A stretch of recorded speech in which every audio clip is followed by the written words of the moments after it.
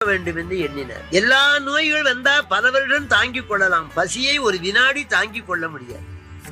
மானம் குலங்கல்வி வன்மை பொருளுடைமை தானம் தவம் உயர்ச்சி தாளாண்மை தேனின் கசிவந்த சொல்லியர் மேல் காமுறுதல் பத்தும் பசிவந்திட பறந்து போகும்.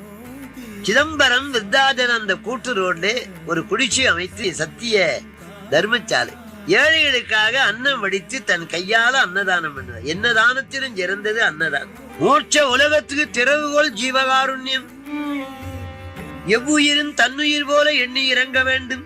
அந்த உயிர்களுக்கு வருகிற இடர்களை அகற்ற வேண்டும். பசி என்றால் யாராய் இருந்தாலும் அன்னம் போட வேண்டும். சமய பேத சதக்குகளை நீக்கி ஆன்மநேய ஒருமைப்பாடு உண்டாக வேண்டும்.